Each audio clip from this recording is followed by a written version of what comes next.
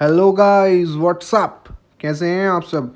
तो आज हम स्टार्ट कर रहे हैं हमारी इनसाइट आईएएस की फरवरी 2020 की, जो हमारी करंट अफेयर की मैगजीन है। तो उसे स्टार्ट कर रहे हैं।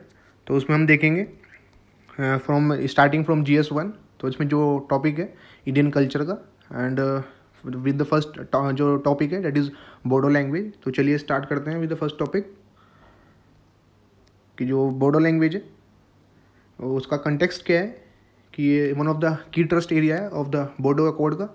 ट्रस्ट एरिया इज कि जो इसका मोस्ट महत्वपूर्ण एरिया होता है बोडो अकॉर्ड का, दैट इज़ बोडो लैंग्वेज। और ये एस्टिमेटेड है टू हैव कि 1.5 मिलियन स्पीकर्स हैं इस लैंग्वेज के अकॉर्डिंग टू द सेंसस 2011। और जो बोडो है वो लिस्टेड है 8th schedule of the constitution के अंदर।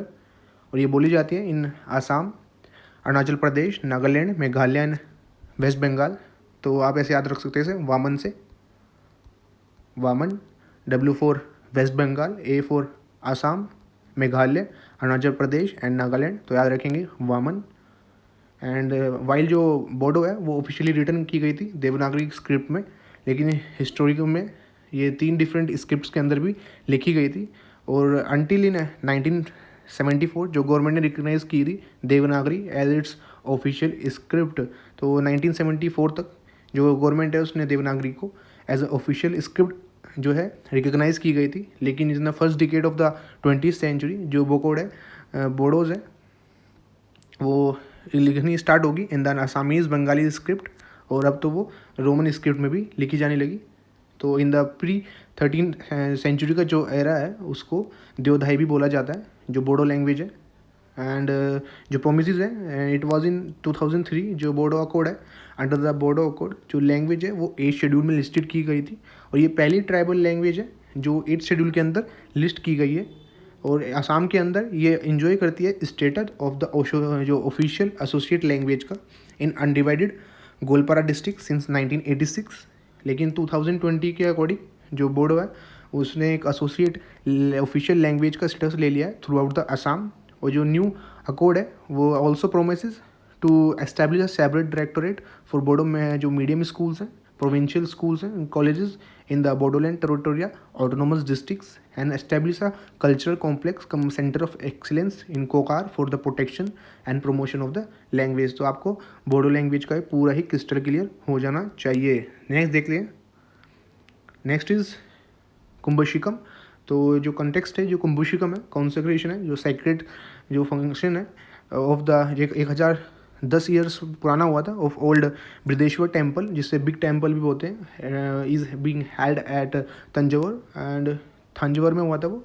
And this enormous significant event was held after 23 years after the Madras high court has settle an old argument जो रिगार्डिंग था कि कौन सी लैंग्वेज यूज़ करें। अब देखते हैं जो बैकग्राउंड है इसका कि जो जजमेंट डिलीवर्ड हुआ था on 31 January by the Madurai branch.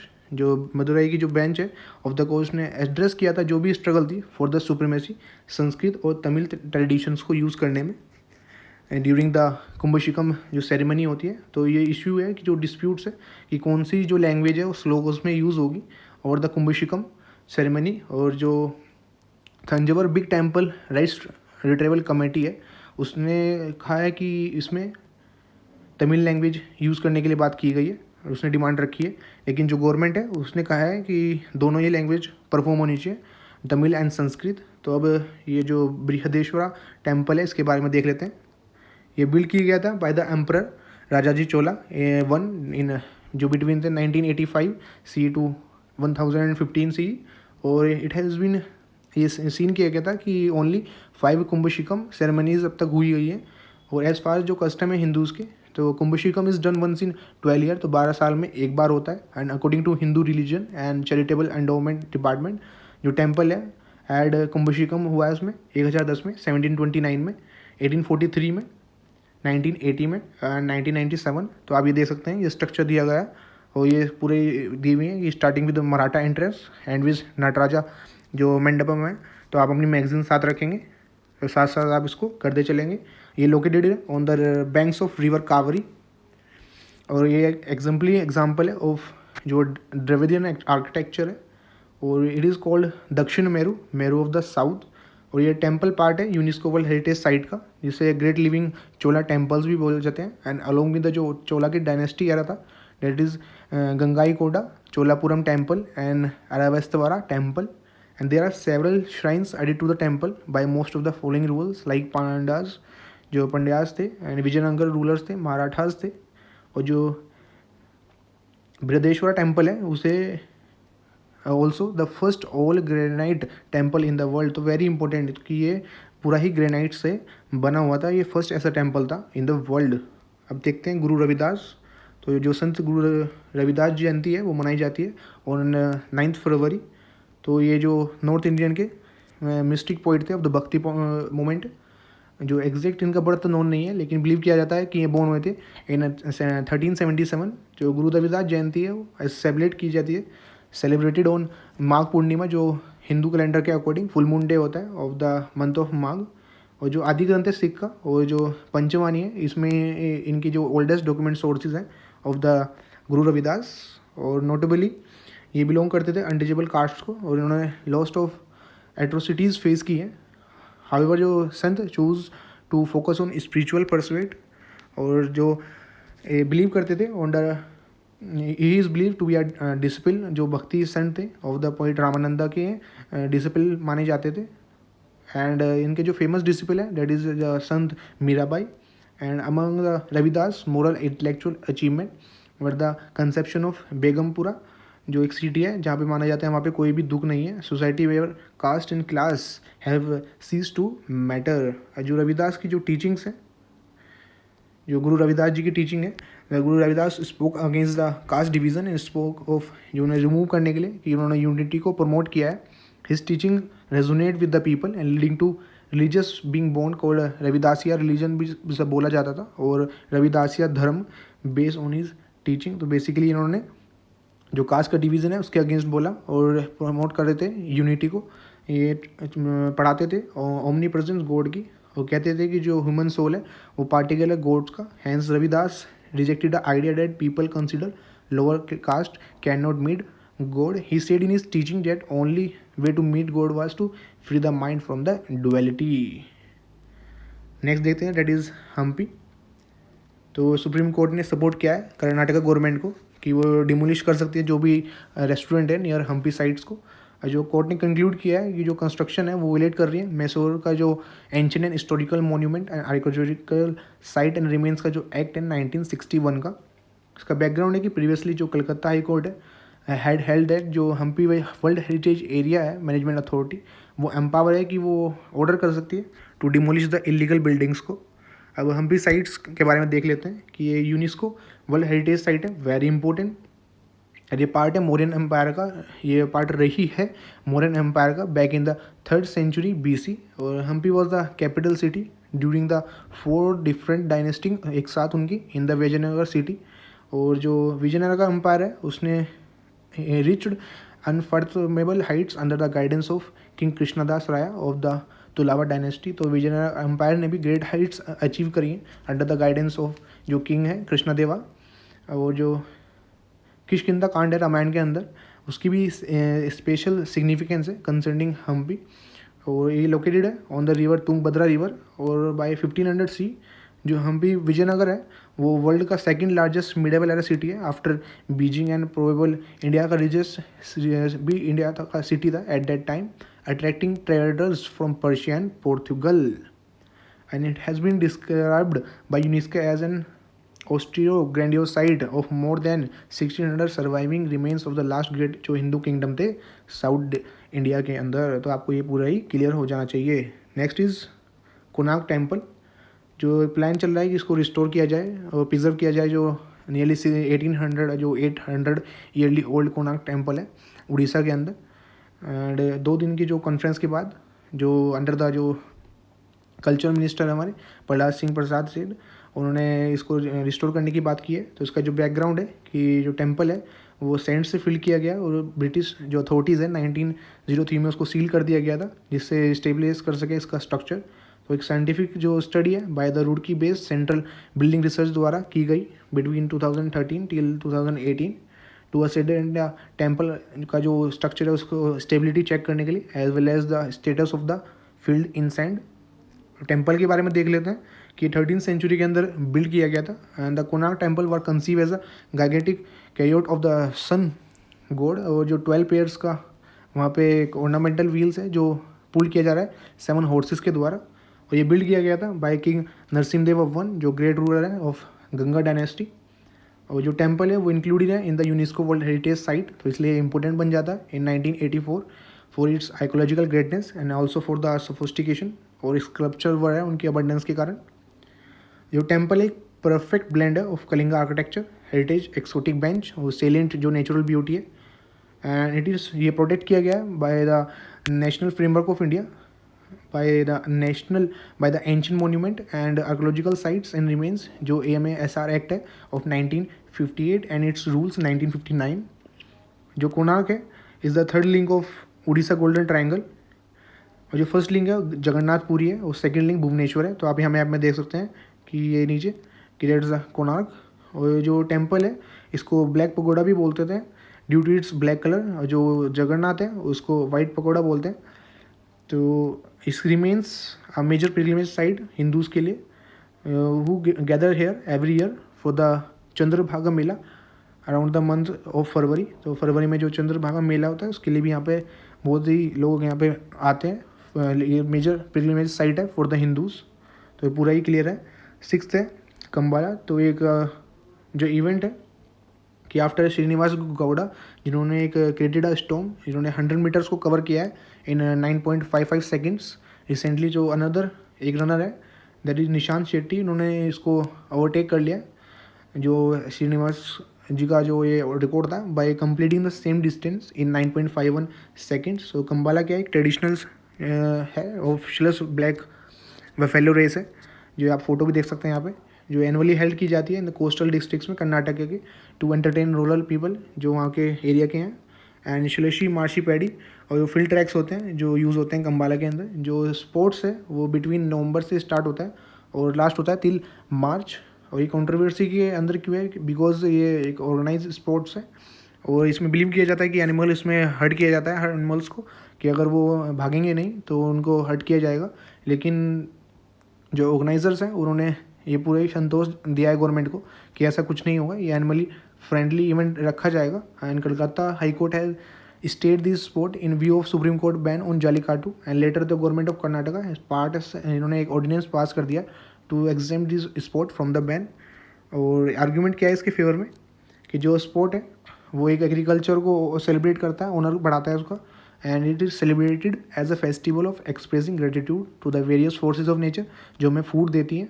और सम एग्रीकल्चरिस्ट जो रेस है they are buffaloes as a means to thank God for protecting the animal from the disease. और कुछ एग्रीकल्चरिस्ट रेस में पार्टिसिपेट लेते हैं कि भगवान को धन्यवाद देने के लिए कि वो उनके एनिमल्स को प्रोटेक्ट करे फ्रॉम द डिसीज़। और एट द मोस्ट जो फंडामेंटल लेवल है ह्यूमैनिटी का और स्पोर्ट्स का, like these are great outlet for channelising energy जो एक्सप्रेस किया जाता है प्रमोटिंग कॉम्पिटिटिव स्पिरिट को एंड स्ट्रेंथ करता है जो कम्युनिटी के अंदर रिलेशनशिप है। अब 7 देखते हैं दैट इज़ किलिकी लैंग्वेज। तो ऑन द इंटरनेशनल मदर जो लैंग्वेज डे है इट इज़ ऑन 21 फरवरी। जो एक ऑफिशियल वेबसाइट है ऑफ किलिकी लैंग्वेज वो लॉन्च की गई। और वो किलिकी लैंग्वेज देख लेते हैं क्या है कि न्यू स्पीच इन्वेंट की गई for the terrifying warrior tribe, जिसे कला क्या बोलते थे, in the 2 parts of Baahubali franchise. And it now have been involve into a language with script grammar and more than 3000 words for everyday communication. और ये consider की जाती है world easiest language. And this fictional language was created by the popular lyricist and screen writer Madhav करके।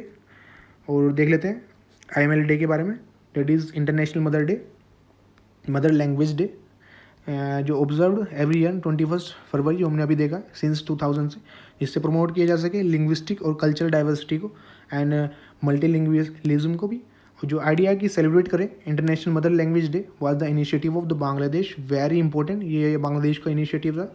ये approve किया गया था at the UNESCO general conference 1919 की and has been observe throughout the world since 2000।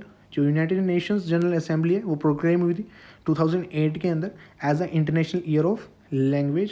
And the ministry of human resource and development along with the educational institution and language is celebrating the day as the Matribhasha Divas in the country. तो आप ध्यान रखेंगे 21 फरवरी को observe किया जाता है international mother language day, और इसको यूनेस्को जनरल कॉन्फ्रेंस 1999 की अप्रूव किया गया था, और ये वर्ल्ड की ईजिएस्ट लैंग्वेज है, और इसे क्रिएट किया गया था bye the popular lyricist and screen writer Madhavrao करके, जिसे बोल जाते हैं माधन करके।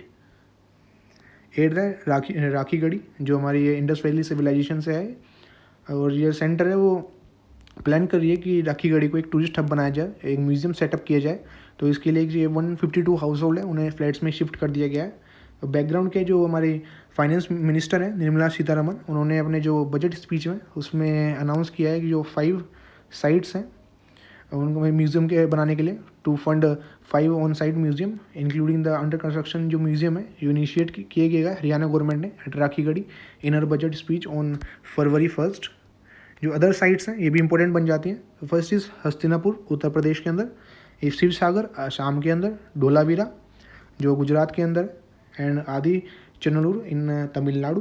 तो इशू क्या है कि जो राखीगढ़ी है वो एक एंशंट क्यूरियोसिटी और डिस्क्राइब कर रही है जो विलेज की लाइफ है वहाँ पे, और दो ऐसा ही है it is archaeological survey of India has been able to get under his control, केवल उसने उसे अंडर कंट्रोल मिला है 83.5 एकर्स, और टोटल है 350 hectare site that span 11 mounts after first taking over the site in 1996 due to the encroachment, और जो pending पड़ा है कोर्ट का cases.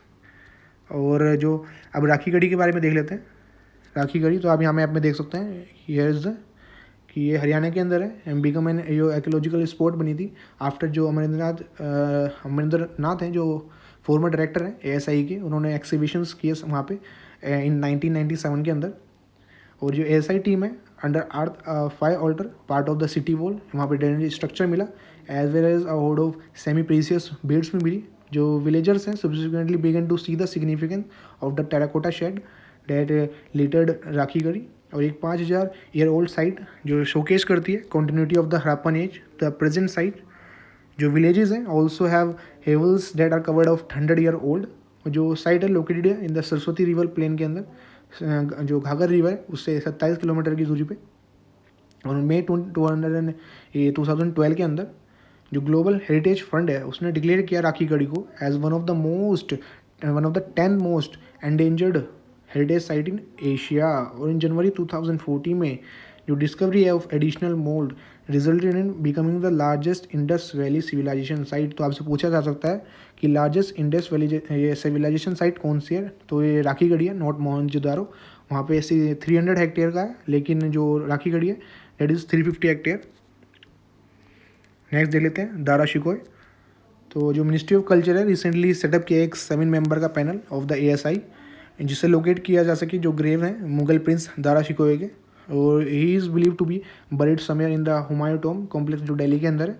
One of around 140 graves हैं of the Mughal clan, and the panel has been given 3 महीने का time दिया गया है इस टास्क को कंप्लीट करने के लिए। और जो पैनल यूज़ करेगा आर्कियोलॉजिकल जो भी इसके पास आर्किटेक्चरल एविडेंस है उस टाइम्स के, और जो भी हिस्ट्री के अंदर लिखे गए हैं कोई भी इंफॉर्मेशन उसे उस एविडेंस से मिलती है उन्हें यूज़ करके। तो दारा शिकोह कौन थे, ये एल्डर सन थे ऑफ द शाहजहाँ, और ये मार दिए गए थे जो भी उन्होंने अपने जो वॉर था ब्रदर के अगेंस्ट दैट इज़ औरंगजेब के अगेंस्ट जब वो हार गए थे। उन्हें डिस्क्राइब किया जाता था as a liberal Muslim very important and who try to find communities between the Hindu and Islamic tradition. और उन्होंने ट्रांसलेट किया था पर्शिया के अंदर जो भगवत गीता थी, और एज वेल एज 52 उपनिषद को भी।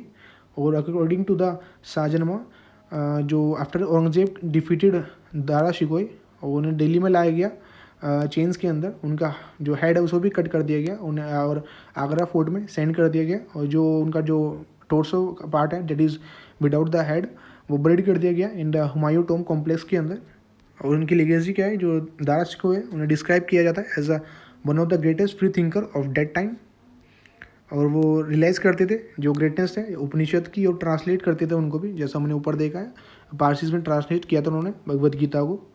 और which was earlier known only to a fewer upper जो कास्ट थी उनको केवल पता था, उसको ट्रांसलेट करते थे। और जो ट्रांसलेशन है फ्रॉम द पर्शियन लैंग्वेज उन्हें इंस्पायर किया एक लॉट ऑफ फ्री थिंकर्स को जो आज के हैं, even inspiring the life of former United State president Barack Obama. और जो सम हिस्टोरियन आर्ग्यू करते हैं कि इफ़ जो दारा शिकोह है औरंगजेब की जगह वो आते and it could save thousand of life जो रिलीजियस क्लैशेस के बीच में लॉस हो गई। तो अगर दारा शिकोह मुगल थ्रोन पर बैठते इन प्लेस ऑफ औरंगजेब तो थाउजेंड्स ऑफ लाइफ से जो रिलीजियस क्लैशेस में मर गई तो वो सेव हो जाती। And it was the total antithesis of Aurangzeb.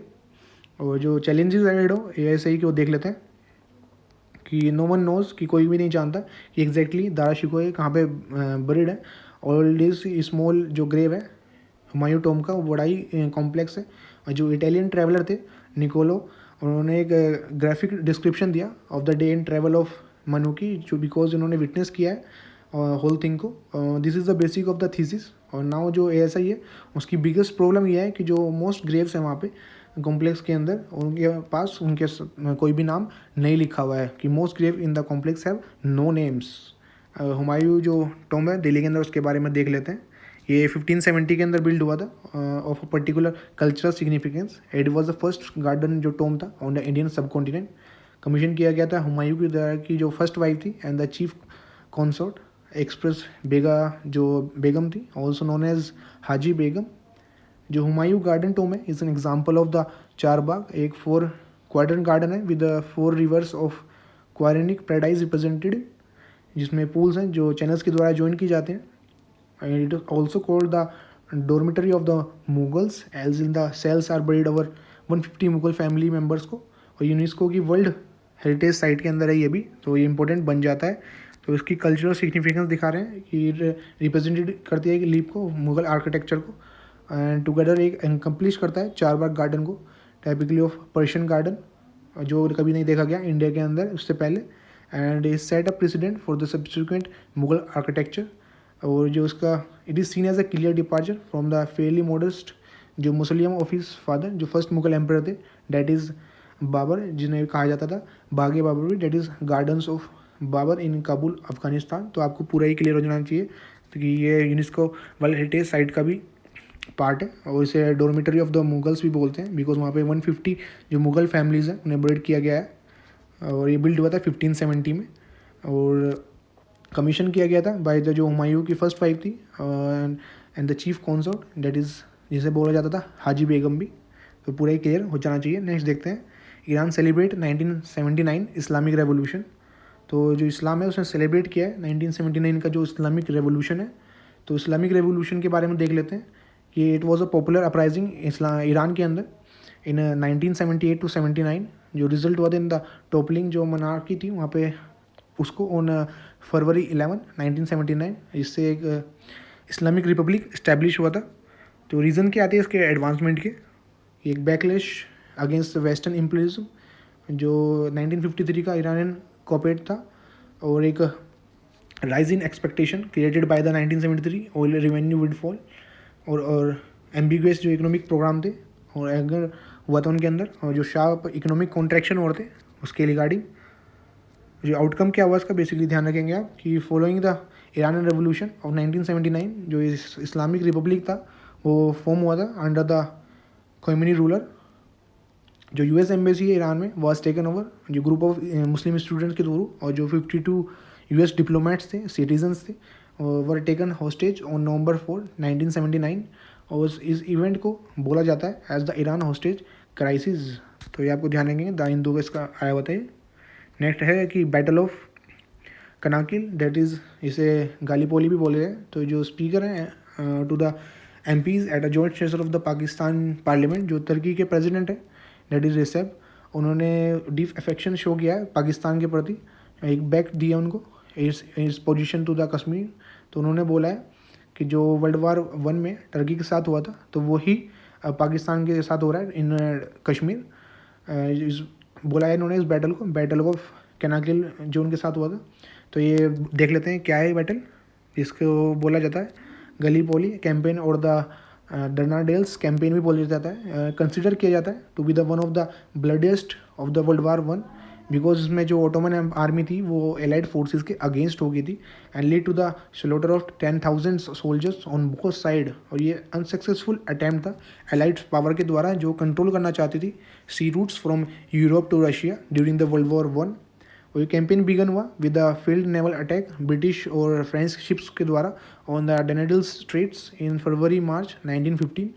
और कंटिन्यू हुआ with the major land invasion of the Gallipoli peninsula on April 25 involving British and French troop as well as division of the Australian and New Zealand army corps. और जो sufficient intelligence का lack की वजह से और knowledge की वजह से along with the fierce Turkey's resistance hamper the success of the invasion. और जो इसके आउटकम्स ध्यान रखेंगे आप कि कैंपेन को कंसिडर किया जाता है as a great autonomous victory and in Turkey it is regarded as a defining moment in the history of the state, a final surge in the defense of the motherland as the जो autonomous empire है वो retreat किया गया। जो struggle है form हुई on the basis of the Turkish war of independence जिसने declare किया republic of Turkey 8 years later. वो कैंपेन कंसिडर किया जाता है बिगिनिंग ऑफ ऑस्ट्रेलियन और न्यूजीलैंड नेशनल कॉन्शियसनेस ऑन ये 25 अप्रैल है। Anniversary of Gallipoli landing is observe as Anzac day, the day of the national remembrance of the war dead. तो ये आपको पूरा ही क्लियर हो जाना चाहिए। एक बार देख लेते हैं कि जो बैटल ऑफ कांकली है तो जिसे गालीपोली कैंपेन भी बोला जाता था, तो जो ओटोमन आर्मी है वो अगेंस्ट हो गई थी अलाइड फोर्सेस के अगेंस्ट। और ये अनसक्सेसफुल अटैम्प्ट था अलाइड फोर्सेस के द्वारा जो कंट्रोल करना चाहती थी sea routes from Europe to Russia. और जो कैंपेन बिगन हुआ था देख सकते हैं कि अटैक किया गया था ब्रिटिश और फ्रेंच शिप्स के द्वारा ऑन द डायनेल स्ट्रेट के में किस दौरान ड्यूरिंग द फरवरी मार्च 1950। और ये पूरा ही कंटिन्यू रहा द मेजर लोड्स। और ये इसे कंसिडर भी किया जाता है as a great autonomous victory को। और ये स्ट्रगल ने फॉर्म किया जो बेसिस जिससे कि जो तुर्किश है वॉर ऑफ इंडिपेंडेंस के लिए आज़ादी की इनकी लड़ाई का एक बेसिस फॉर्म किया इस वॉर ने। और डिक्लेरेशन हुआ of the republic of Turkey 8 years later. और तो आपको ये पूरा ही क्लियर हो जाना चाहिए। तो गाइज़ यहाँ तक ये कंप्लीट हो गया यूनिफॉर्म सिविल कोड, इसके सेकंड लेक्चर में करते हैं। तो if you have any doubt in any comment statement on any word, just put in the comment section. We will definitely reply you within 24 hours. And don't miss to hit the like button, subscribe to our channel 10M Expert IAS. Thank you.